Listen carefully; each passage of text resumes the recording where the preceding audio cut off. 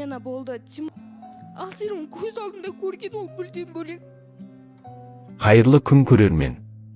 Асылжан мен Айгүл бүгін эфирге шығып ішінен жарылды. Айгүлде болса Асылжанға деген сенімсіздік бар. Себебінде айтып берген болатын. Бұл кісімен түнде сөйлесесің, азанда больница баруым керек қалаға деп. Ал барып тұрсан, ал сенің көз алдында көрген ол мүлдем бөлек. Маған шешім қабылдап, бұл кісімен қосыла салу оңайға соқпайды. Екінші әйелін қызғандыру үшін деп ойлап жүрген күдігі бар, сол себепті. Көзге шөп салудан шыққан күдіктер.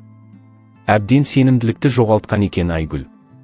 Махаббат болғаны анық, отбасын барынша сақтағысы келгені анық.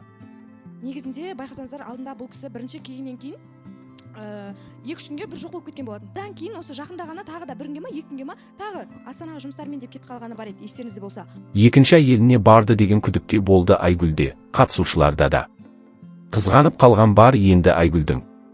Асылжан болса баласын енесі арқылы көріп тұрады екен. Балаға жоқ, мен баланы көрген жоқпын ол күні. Барғанда жоқпын ол жаққа, басқа себеппен барған. Өзіне деген сенімділігі жоқ па, әлде Асылжанға деген бе? Екінші әйеліне барды деп қатты күдіктенді. Әдейі сол үшін эфирге Айгүлге келіп деп ойлады Айгүл. Енді бұл кісі былай болған сияқты. Мен осы жаққа келдім, Айгүлмен тем более ол білет.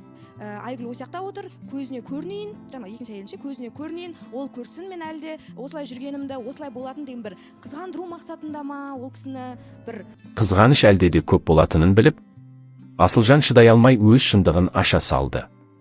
Қайта-қайта осы әңгіме көтерілетінін білді алда. Және не үшін Айгүл қатты алаңдайтын себебін елге шығарды.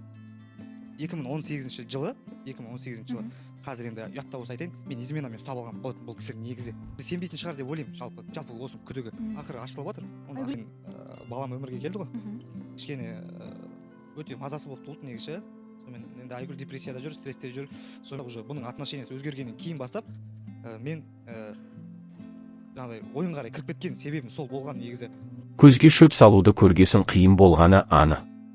Барлығы қосыл дегенімен Асылжанның жасаған сатқындығы ішті өртеп барады.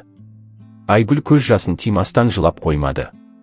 Жақсы көруме, реніш пе Асылжанға деген, әлде бәрі бірге ме? Көзге шөп салуды кешіріп келген екен Айгүл, көпке көзін жауып. Ал Айгүлдің болса іште сақтап жүрген көп екен. Сыртқа күліп, іште қаншама мұңын сақтап. Екі баласын ырбандап қалдырып кеткен қайта айта бергендері бар. Неге қосылмайды деп жазып айту оңай. Мықты болып та шаршайсың. Қандай болмасын, бұл маған шыдап берген адамдашы. Қандай болмасын, біз деген қиын жағдайда өмір сүрдік, адам тұрмайтын жерде де өмір сүргенбіз негізі. Бұл сол жағдайға дейін шыдап берген адам. Бұл кісінің просто